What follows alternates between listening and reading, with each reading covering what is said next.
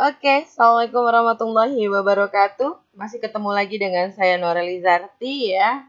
Sengaja saya selalu perkenalkan diri saya supaya Anda mengingat nama saya dan wajah saya karena kita hanya bertemu di dalam dunia maya ya. Sudah lama tidak bertemu di dunia nyata. Jadi semoga Anda masih ingat sama saya. Oke, masih tetap di mata kuliah Keamanan Informasi Digital dan kita sedang berada di minggu ya hampir menuju akhirnya dari mata kuliah ini ya. Kita sekarang sudah berada di pertemuan ke-11 di mana sudah kita jalani 11 pertemuan dari 15 pertemuan yang terjadwal. Ya, pada pertemuan 11 ini kita akan membicarakan tentang data backup dan disaster recovery ya. Bagaimana cara mengamankan data dengan data backup dan bagaimana cara menanggulangi saat terjadinya bencana ya, disaster recovery. Oke. Kita langsung saja. Ini ada security news-nya. Security news-nya itu kita skip aja, langsung kita fokus ke modul objektifnya. Di sini ada beberapa modul objektif yang akan kita bahas ya pada pertemuan kali ini. Yang pertama sudah pasti tentang apa itu data backup, kemudian file-file apa sih gitu yang seringnya di backup dan seberapa sering di backup.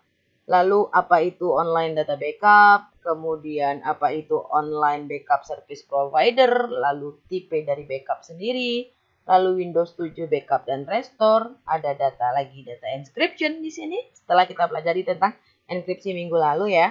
Lalu di sini ada macOS, yang tadi Windows, ini udah ngomongin macOS, data backup tools, kemudian data recovery tools, lalu physical security seperti apa, bagaimana cara menghitung keamanan daripada physical Anda, lalu laptop thief, dan yang terakhir ada physical security checklist.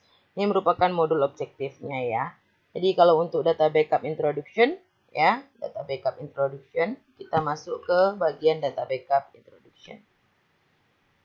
Oke.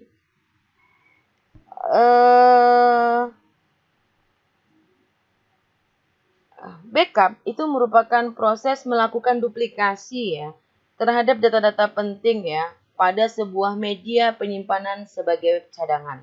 Jadi kita tuh melakukan duplikasi ke media yang baru. Misalnya di copy ya, jangan dikontrol X ya. Ya, jangan di cut ya, tapi dikontrol C saja, di copy ke sebuah media cadangan, apakah dalam bentuk CD, DVD, USB, external hard disk, atau bisa dengan menggunakan cloud untuk backup. Oke. Tujuan utamanya adalah kita bisa mengembalikan data tersebut jika data yang awalnya itu terhapus atau rusak. Nah, jadi ada poinnya bahwa dia terhapus atau rusak. Sehingga kita bisa restore. Itu gunanya data backup. Katanya ini merupakan upaya yang cost efektif ya. Daripada nanti saat sudah disaster, sudah crash, baru dilakukan recovery. Nah, baru dilakukan recovery, maka ini merupakan yang lebih cost efektif teknik data backup. Oke, data backup seharusnya menjadi priority utama ya dalam melakukan computer maintenance ya, untuk menghindari yang namanya virus protection ya, supaya data tersebut secure. Dalam hal ini adalah dari disaster, apakah itu di delete ataupun rusak karena bencana alam. Oke, kita akan ngomongin tentang tipe-tipe dari data loss. Oke, di sini ada beberapa tipe dari data loss atau kehilangan data. Yang pertama itu adalah human error. Ini yang punya kerjaan adalah si human-nya, manusianya. Tanpa sengaja dia melakukan delete ya, ataupun dihapusnya, atau dia melakukan overwriting ya, melakukan overwriting atau nge-save di file yang seharusnya dia save as, malah dia timpa file tersebut sehingga filenya hilang dan tidak bisa dikembalikan. Lalu yang kedua data loss karena adanya software corruption. Nah ini yang kadang kita yang tidak terlalu familiar ya. Kita menggunakan beberapa software, lalu ada beberapa software yang konfigurasinya salah atau cara instalasinya salah, sehingga data-data yang kita masukkan ke dalam software tersebut akan korup atau hilang. Lalu komputer virus, ini yang paling sering ya. Zaman dulu virusnya itu dia akan membuat file-file tersebut berekstensi berbeda tapi tidak terenkrip ya. Kemudian virus tersebut dia membuat kita tidak bisa mengakses laptop kita. Kemudian yang keempat itu adalah natural disaster. Di sini ada natural disaster ya. Sebentar. Ini oke. Ada natural disaster di sini dari api, kebakaran, kemudian banjir, badai ataupun gempa bumi. Ya, natural disaster. Ini. Oke. Lalu ada corrupt file system. Ini biasanya Windows ataupun OS-nya yang korup ya ataupun rusak sehingga dia akan merusakkan data. Lalu hardware malfunction seperti hard disk, CPU, kemudian storage, flash disknya rusak dan lain-lain. Power failure ya, rusaknya power supply-nya, PS rusak sehingga data tersebut bisa hilang. Jadi ada 6 tipe dari data loss. Yang pertama karena human error, lalu software corruption, computer virus, natural disaster, bencana alam, lalu corrupt file system, CVS, dan hardware malfunction. Oke, apa sih itu file-file yang seharusnya kita backup dan seberapa sering ya? Oke. Pertama, kita harus menentukan ya data ataupun data daripada sistem apakah dia penting ataupun dia critical sehingga harus dilakukan proses backup data ya. Data yang critical seperti apa? Operating system file ya. Misalnya kita punya OS yang kita udah beli purchase-nya dalam bentuk CD ya. Nah, itu tuh seharusnya kita backup ya, kita copy, kemudian kita simpan, bukan kita sebarkan. Kemudian ada lagi filenya adalah important office document. Ya, seperti berkas-berkas ataupun berkas-berkas saat Anda di perusahaan, Anda harus melakukan backup ya terhadap berkas-berkas tersebut. Lalu ada software downloaded ya, yang Anda beli ya, purchase. Kalau misalnya Anda udah beli, lakukan backup. Lalu kontak information, ini biasanya kontak phone dan lakukan backup terhadap email ataupun kontak daripada email tersebut lakukan backup. Lalu personal foto, musik dan video. Nah, ini kalau saya sih anak-anak kalau mahasiswa sih sekarang bukan nge-backup foto, musik dan video ya, tapi lebih ke nyalin ya supaya handphonenya jadi lapang ya memorinya sehingga disalin ke flash disk ataupun ke PC ya. Tapi bukan nge-backup. Walaupun intinya dia akan memindahkan data, tapi tidak melakukan proses copying ya. Kalau backup dia copying, bukan nge-cut ataupun melakukan proses move. Lalu ada beberapa file-file critical, misalnya skripsi Anda, file-file dokumen Anda, scan ijazah Anda, dan lain-lain ya. Kemudian berapa sering sih kita melakukan proses backup? Yang pertama, backup seharusnya direkomendasikan kita lakukan secara reguler. Apakah bisa dengan setiap minggu, setiap bulan, ataupun per 2 bulan ya, tergantung dengan aktivitas Anda dengan laptop ataupun smartphone Anda gitu. Jadi kalau Anda melakukan aktivitas yang formal, menghasilkan dokumen-dokumen yang confidential atau dokumen-dokumen penting, maka Anda seharusnya melakukan backup secara regularly. Tapi kalau Anda belum melakukan kegiatan-kegiatan yang formal dan menghasilkan dokumen-dokumen yang bersifat confidential, saya rasa tidak perlu melakukan backup sesering itu ya. Kecuali kalau misalnya salah satu contoh adalah aplikasi WhatsApp. Aplikasi WhatsApp ini dia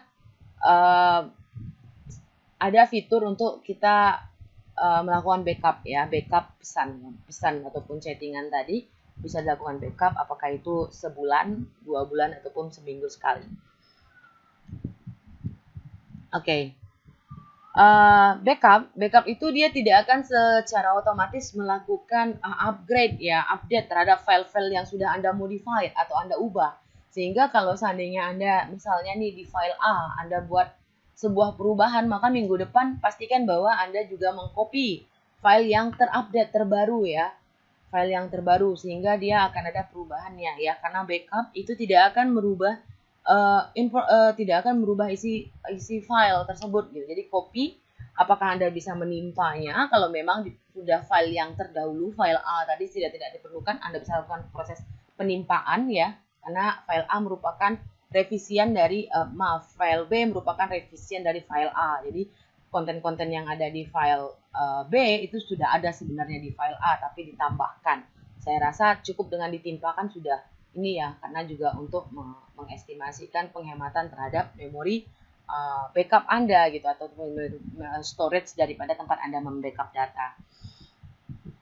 Oke, kemudian Anda dalam upaya melakukan backup, gunakan backup software, nanti akan dijabarkan. Kemudian yang paling penting adalah Anda harus secara menentukan hari apa sih Anda ingin melakukan backup, supaya Anda remember gitu. Misalnya, oh saya ingin melakukan backup setiap hari Sabtu, jadi di schedule, jangan kapan ingat di backup, sehingga nanti Anda akan pusing sendiri gitu melakukan manajemen terhadap data backup Anda.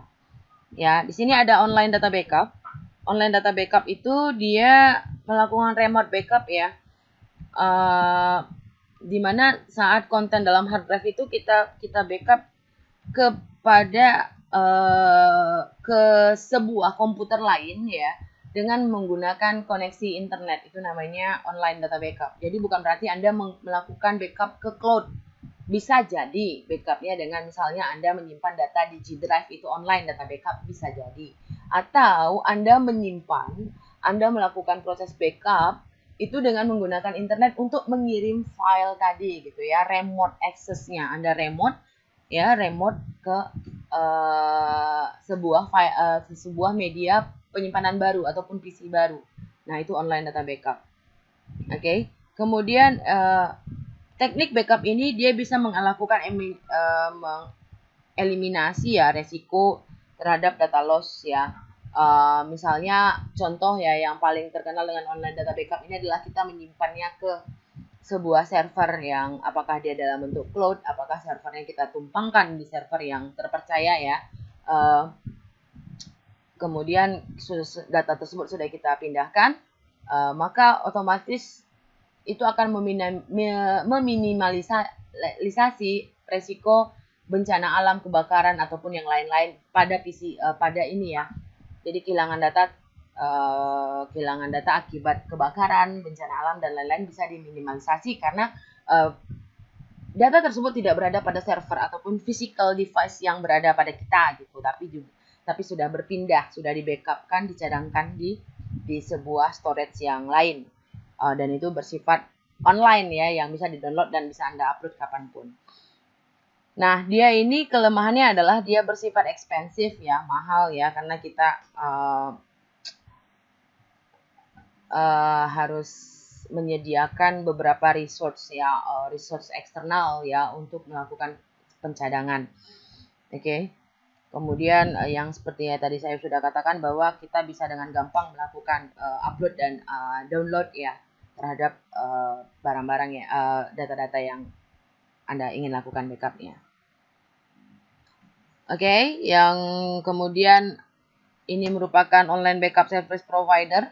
Di sini ada yang namanya, sedikit saya zoom, Blackbase. Ya, ini merupakan sebuah sistem ya. Ini bisa melalui website ya. Website online backup ya. Lalu di sini juga ada SpeederDeck ya, ya. Kemudian ada kok malah geser dia ya. Oke. Ada Carbonite. Carbonite ini lumayan terkenal ya untuk backupnya ya, dan juga iDrive. Nah, kalau sudah menggunakan beberapa software backup seperti ini ya, yang online ya, ini akan sangat amat memudahkan Anda dalam melakukan proses perpindahan ya. Jadi Anda tidak perlu install lagi, tinggal masuk ke website. Kemudian nanti Anda akan diarahkan untuk melakukan proses. Seperti dengan menggunakan G Drive ya, tapi ini lebih terjamin keamanannya. Oke, ini ada beberapa online backup service provider ya. Ada Acronis, ya, kemudian ada Mozy, ada SafeCopy, ada Jungle Disk, kemudian SugarSync, Memopal, Eleven Drive, dan Source Online Backup. Ini ada beberapa service provider. Kemudian ini juga masih ada Di sini ada Abacus, kemudian ada Boxnet, Drive, Dropbox. Nah, di sini masuk salah satu Dropbox. Kemudian eBackup, Menu, Crash Plan, dan Dokter Backup. Nah, yang paling familiar terhadap Anda saya yakin adalah pasti ini ya. Ini merupakan sebuah software yang saya rasa sangat familiar bagi Anda. Ada beberapa tipe dalam backup ya. Yang pertama adalah full normal data backup. Yang kedua adalah incremental data backup. Yang ketiga adalah differential data backup. Oke. Kalau untuk full normal data backup ya, dia akan melakukan proses pengkopian terhadap seluruh file, termasuk sistem file, application file, semuanya. Ya, untuk melakukan ini hampir sama dengan kalau di dalam forensik namanya imaging ya. Jadi prosesnya dia akan menarik seluruh data. Jadi seluruhnya dilakukan proses backup. Ya. The complete set of data is copied to the chosen place. Jadi satu set data itu satu bundle di-copy ke sebuah pencadangan baru. Jadi yang saya bilang tadi kalau dalam forensik digital namanya imaging. Jadi Anda akan mengcopy satu keseluruhan, satu set daripada PC ini, apakah sistem operasinya, file sistemnya, kemudian beberapa resource di dalamnya ya, software dan lain-lain. Dia akan copy satu full set ke dalam misalnya sebuah eksternal ya, hard drive ya, hard disk eksternal. Itu merupakan full ataupun normal data backup. Lalu ada yang namanya incremental data backup. Oke, ini adalah proses di mana yang berubah hanya file-file yang dilakukan perubahan.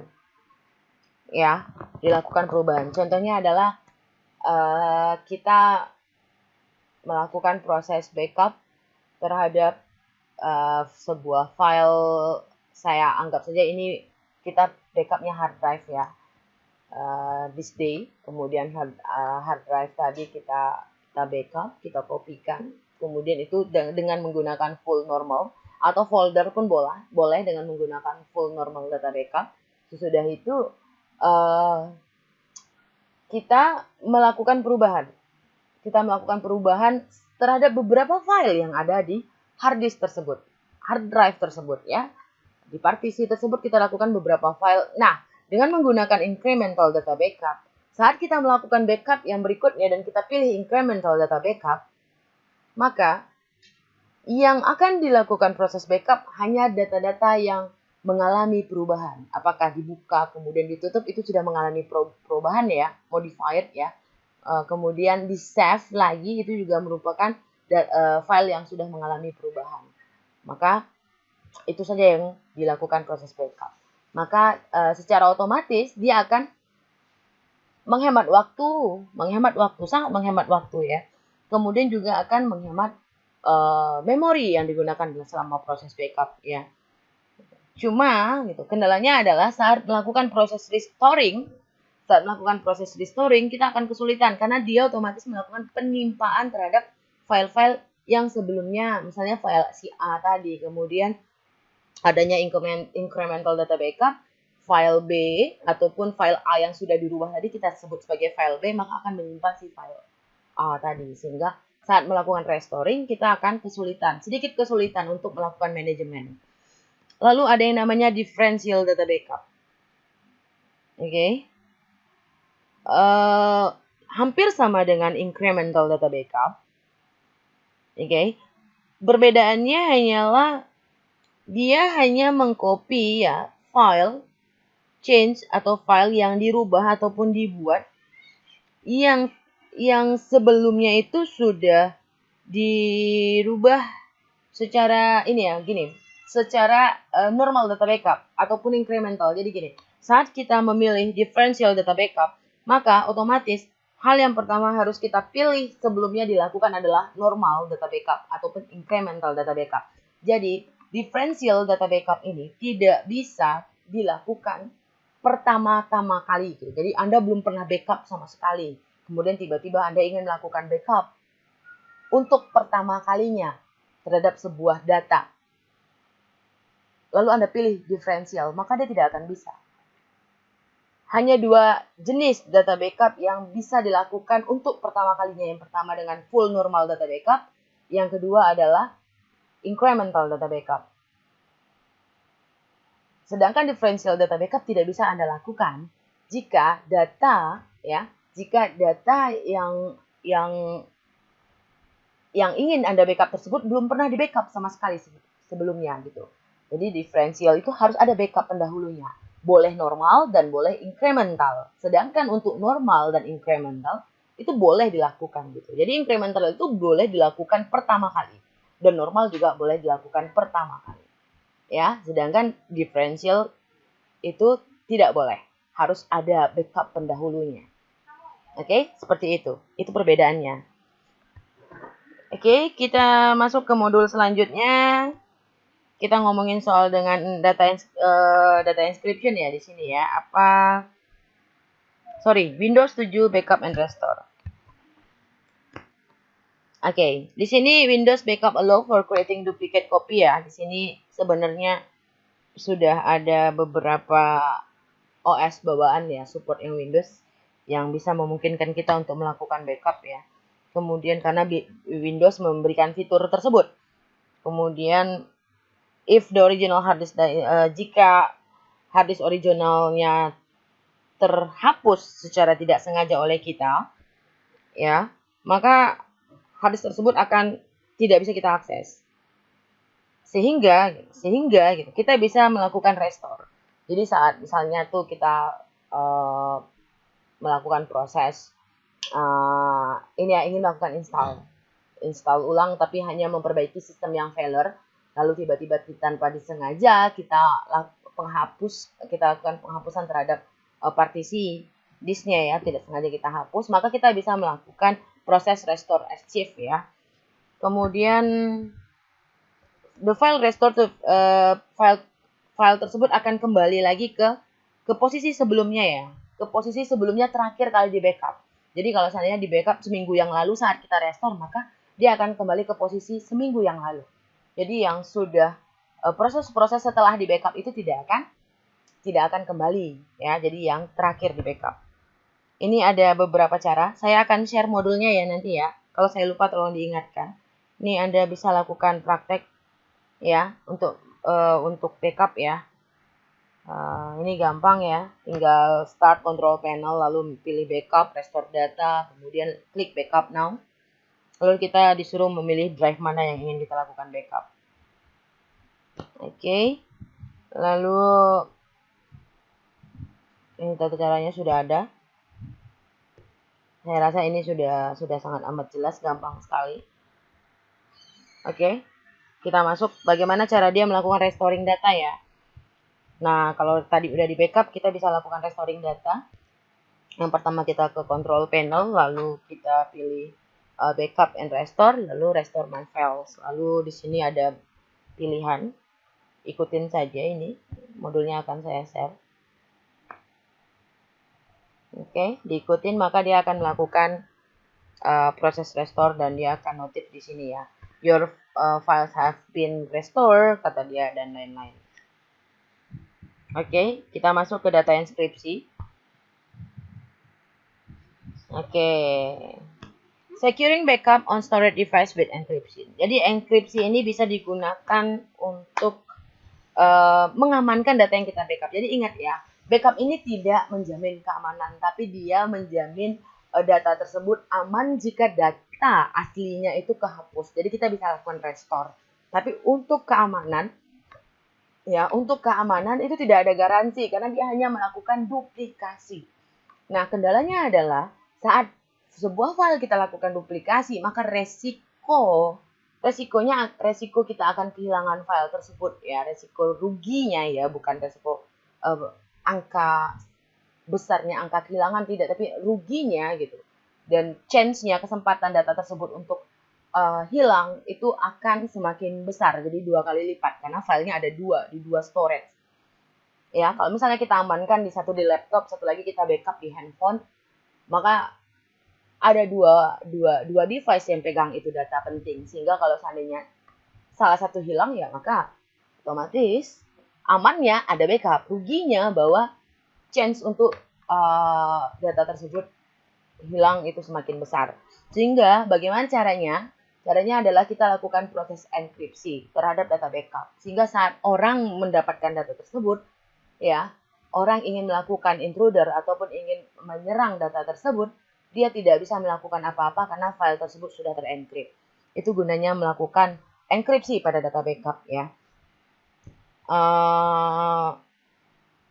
Ini penjelasan yang saya jabarkan tadi ya. Pertama, dia bisa melakukan converting data backup ke dalam format yang tidak diketahui gitu ya. Tidak standarnya. Contoh file PDF nantinya tidak akan menjadi file PDF ya. Tapi misalnya file PDF tadi kita encrypt lalu hasilnya adalah .bora, bukan lagi .pdf. Lalu yang kedua katanya bisa untuk meminimalisasi ya. Misalnya seperti data eksternal tempat kita backup tadi dicuri atau kehilangan, maka file tersebut tetap aman. Ya, kemudian seperti di USB juga bisa digunakan untuk melakukan proteksi ya, di USB. Ini juga penting. Kemudian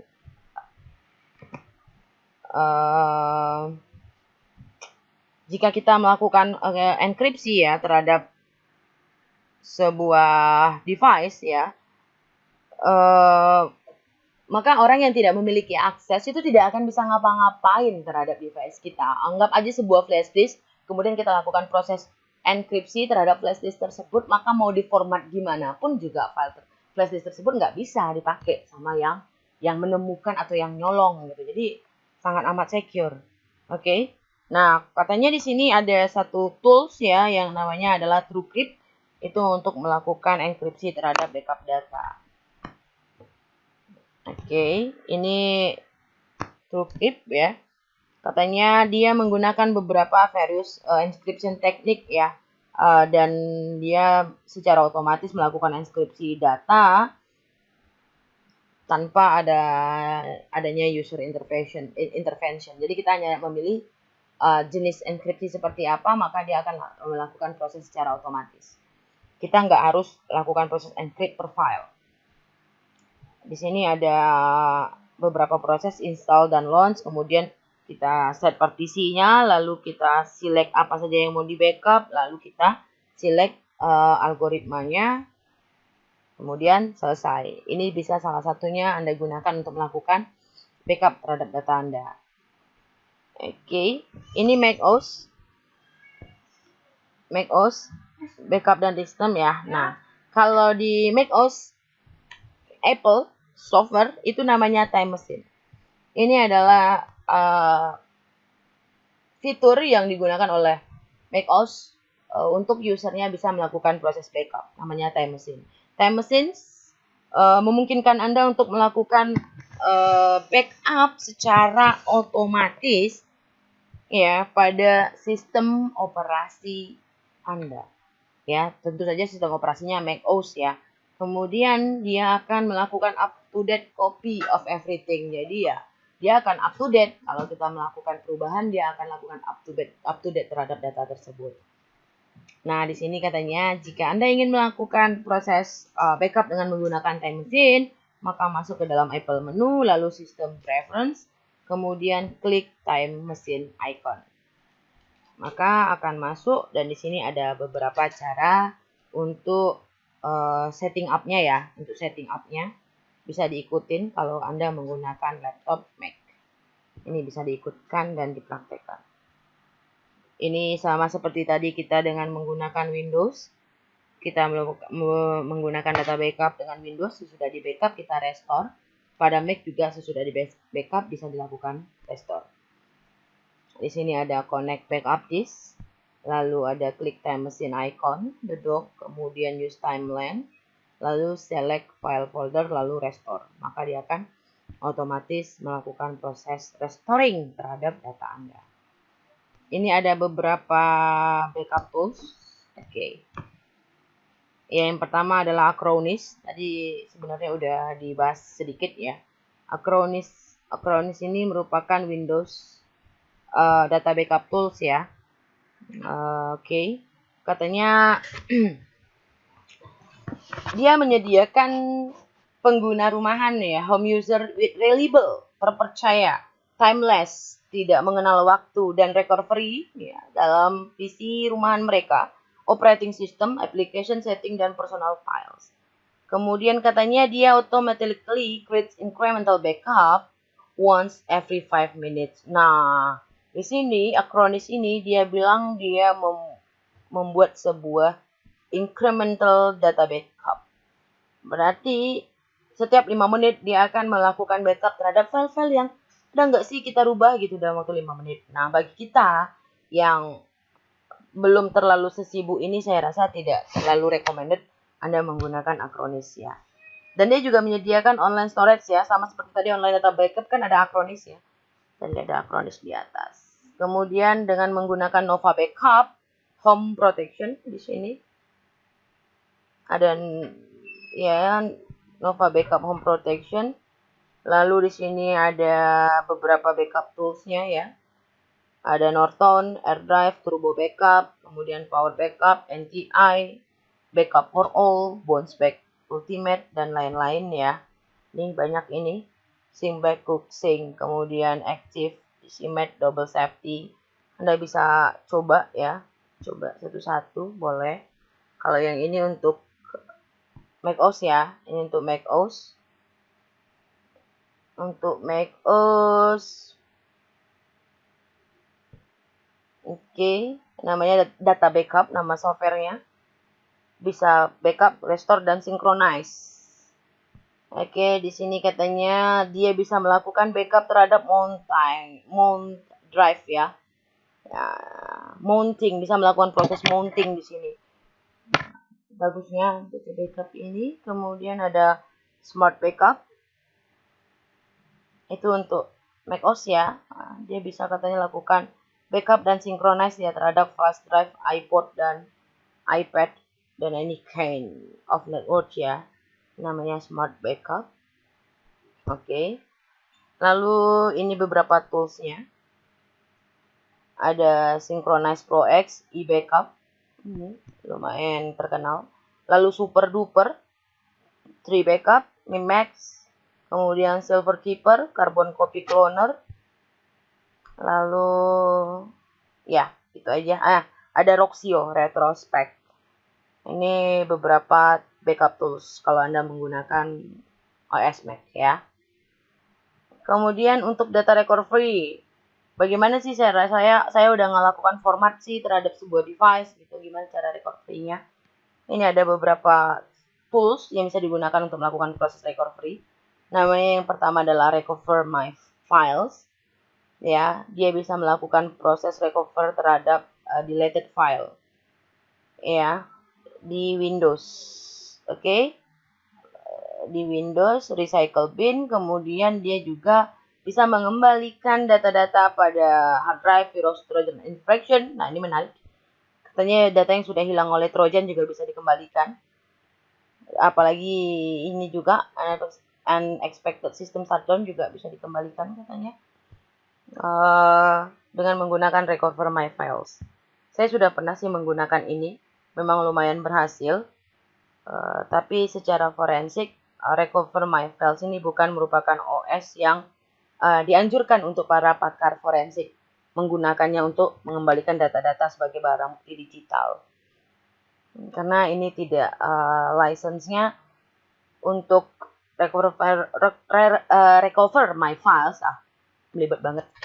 Recover My Files ini license-nya itu tidak license-nya resmi, cuma dia tidak termasuk tools yang mendapat izin resmi oleh kepolisian sebagai alat dan juga pengadilan sebagai alat untuk analisa forensik.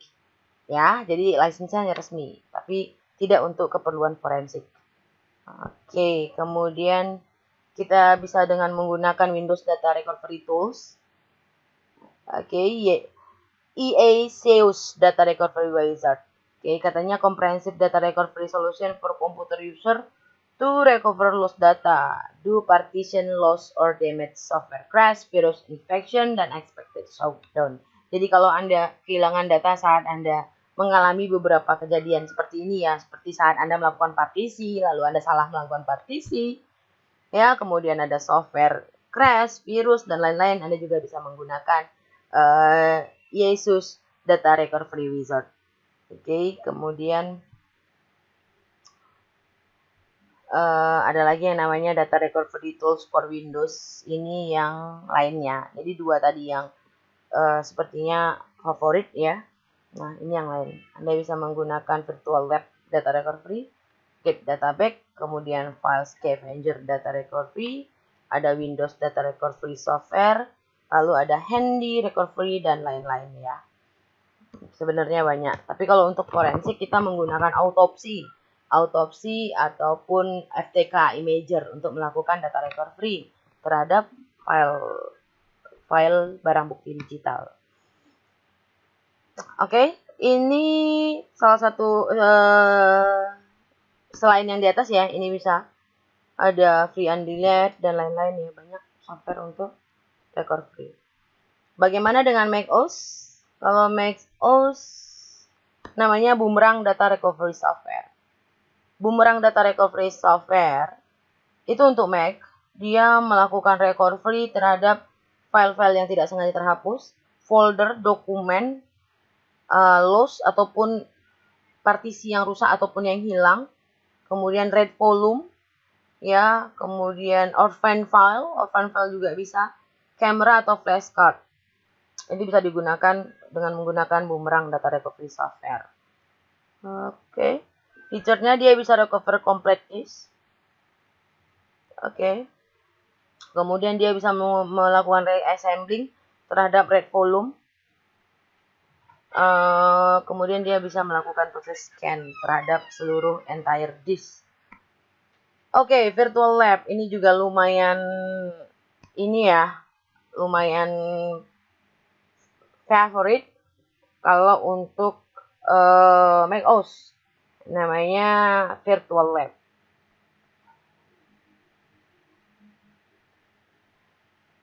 Oke, Virtual Lab katanya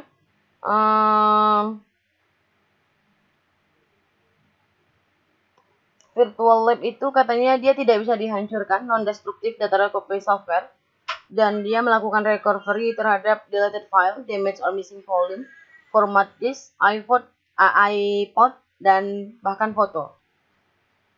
Oke, kemudian dia bisa melakukan proses terhadap scanan ya, partisi-partisi yang hilang. Nah, ini kan seringnya data itu tersebut saat kita melakukan update ya, update OS, kemudian lakukan partisinya kehapus ya. Makanya banyak beberapa software itu yang menawarkan fitur mengembalikan partisi yang terhapus. Oh, dan juga di sini Virtual Lab juga dapat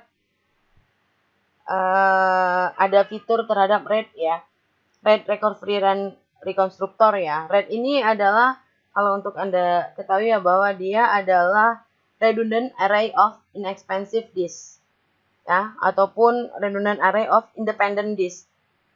Jadi dia di sini yang bisa bikin sistem partisi sehingga kita banyak disk itu ya, multiple physical disk itu terletak pada satu, itu adalah teknologi daripada RAID sendiri. Oke. Apakah katanya RAID-nya mau kita mounting ataupun ya, jadi RAID ini lebih ke partisi ya. Kan kalau kita partisi itu kita bisa bagi beberapa disk ya, apakah mau 3 disk, 4 disk, 5 disk, itu kan bebas ya. Nah, kenapa dia bisa seperti itu? Itu dengan menggunakan teknologi RAID. Ini merupakan beberapa tools ya untuk recovery ya, macOS. Ada Disk Warrior, Disk Doctor, kemudian RStudio untuk Mac. Tadi di Windows ada RStudio, di sini juga ada RStudio, dan lalu ada Data Rescue dan lain-lain ya. Jadi sebenarnya sebaik-baiknya software itu adalah software yang bisa ke berbagai macam OS. Jadi ke Linux bisa, ke Mac OS bisa, ke Windows bisa. Itu malah lebih bagus ya. Oke. Kita masuk ke modul berikutnya, yaitu tentang physical security.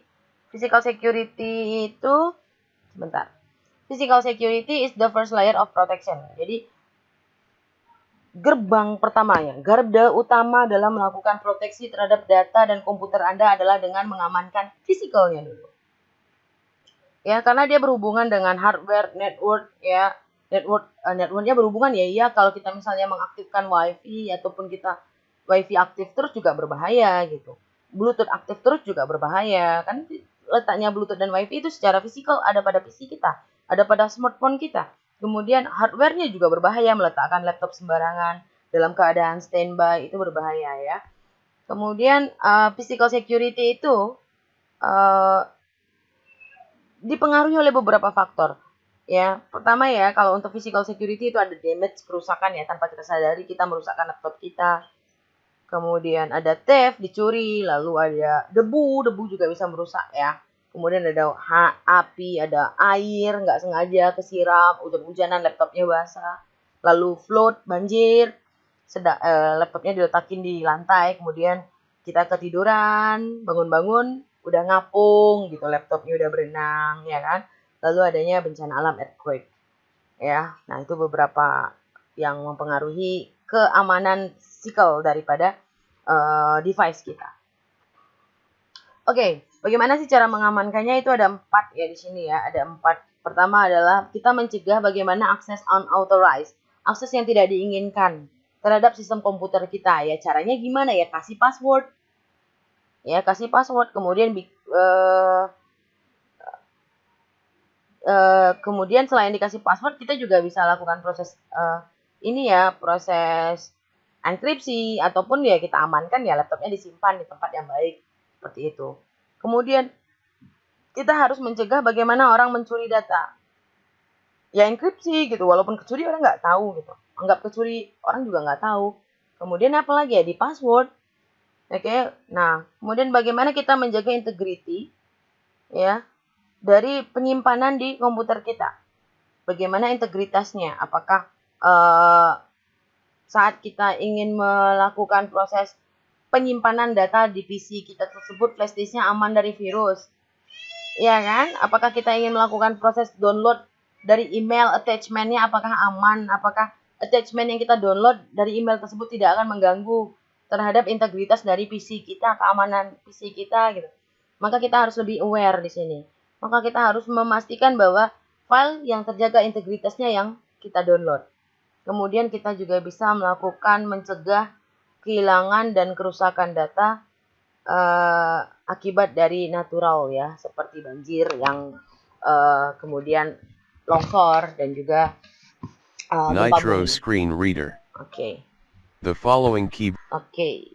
Dia ngomong bahasa Inggrisnya keren juga ya tadi ya. The following. Oke. Bagaimana cara kita mengamankan physical security measure? Kalau misalnya di lab kita pakai tuh ya, kalau di lab kita kayaknya harus dipakai yang kayak gini. Satu, CPU-nya itu digembok di rantai, ini kayak rantai sepeda, ya kan? Itu cara mengamankannya ya, biar supaya nggak diambil. Kemudian ini juga digembok ya, di lock ya. Gunanya adalah supaya device kita tidak diambil atau tidak dicuri ya secara fisikalnya. Kalau handphone bagaimana? Apakah handphone bisa gitu kita gembok kayak gini? Ya nggak bisa. Handphone pastikan bahwa Anda meletakkannya tidak sembarangan.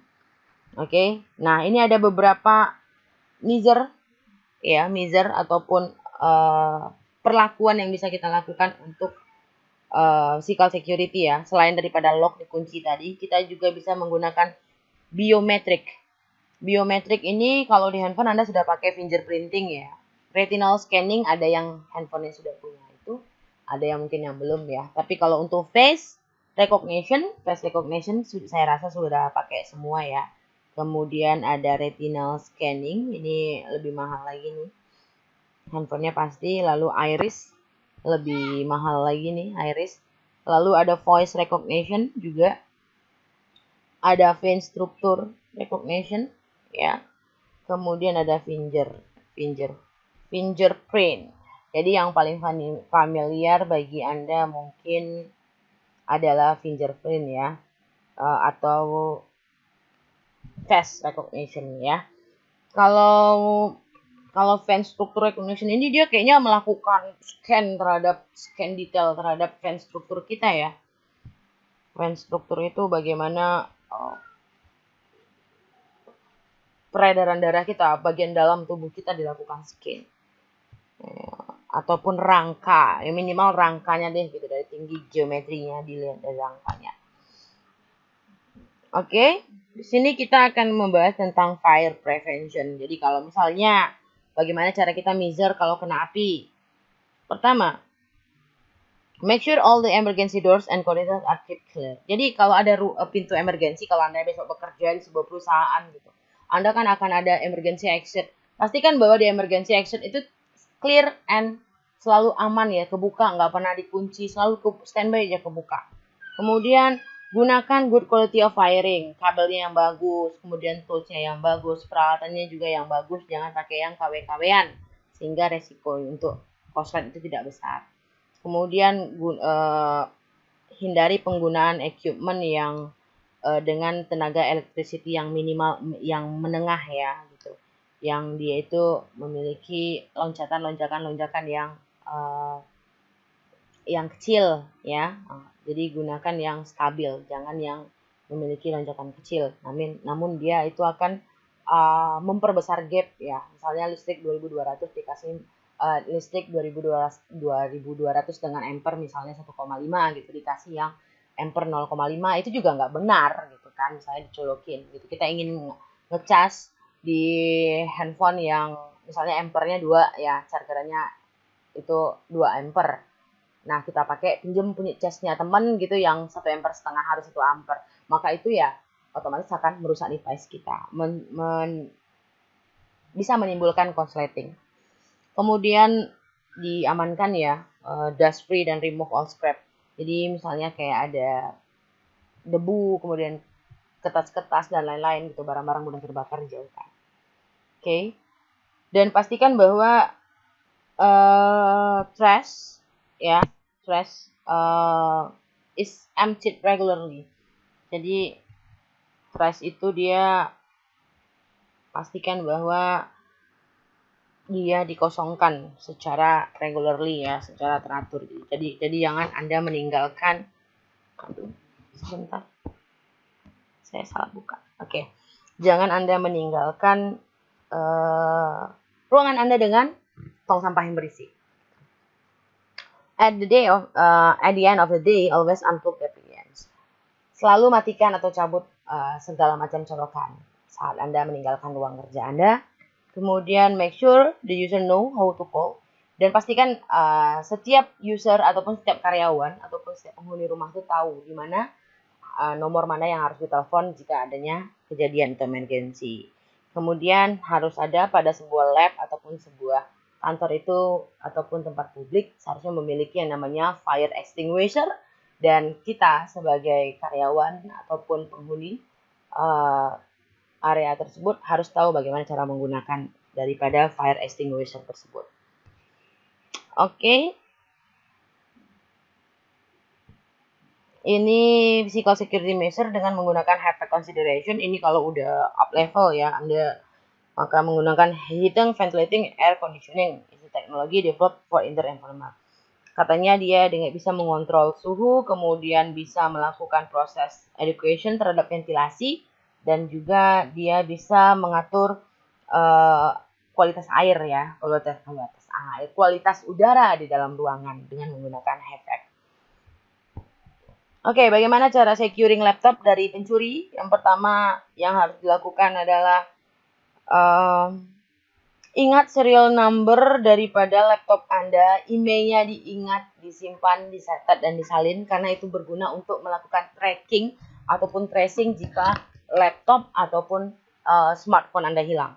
Ya, kemudian choose a laptop skin in order to recognize. Oke, jadi misalnya laptopnya kan bawaannya warnanya ya chrome, silver, merah, biru, dan lain-lain ya. Mungkin Anda bisa dengan menempelkan beberapa stiker sehingga laptop Anda menjadi identik.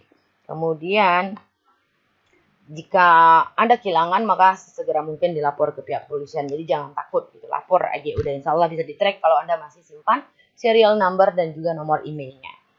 Yang tidak harus dilakukan, yang nggak boleh, yang pertama katanya jangan meninggalkan laptop di tempat-tempat yang ini ya, misalnya Anda tinggalin aja gitu laptopnya sembarangan seperti di mobil, ya, di dalam ruangan kerja dan lain-lain, itu berisiko. Kemudian jangan sampai lupa terhadap password Anda dan juga jangan di-sharing. Jadi misalnya Anda ingin memastikan bahwa Anda nggak lupa, jadi Anda share gitu, misalnya ke pacar gitu. Nitip gitu, Anda chat dia, nitip ini password laptop, itu berbahaya.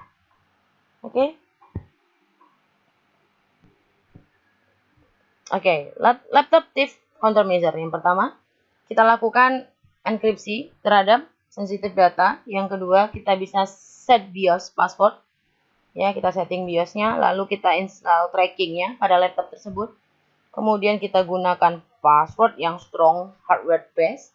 Jadi dia strong ya dengan beberapa kombinasi. Lalu kita purchase asuransi kalau misalnya laptopnya memang butuh diasuransi kan.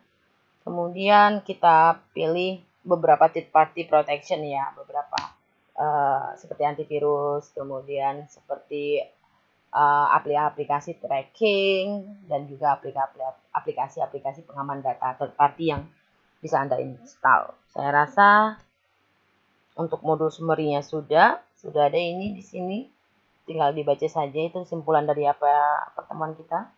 Lalu di sini ada checklistnya. Pertama, backup important documents, ya, seperti foto, backup data-data penting kita ya, dokumen-dokumen penting seperti foto, kemudian email, ke CD, DVD, tape, hard disk, flash disk, ataupun secara online, secara reguler.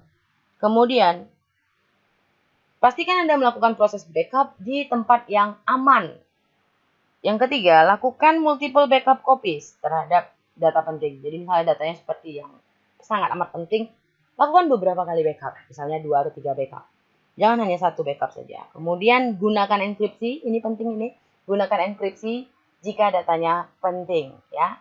Gunakan enkripsi. Lalu cek ya automate backup. Kemudian lakukan proses schedule. Kemudian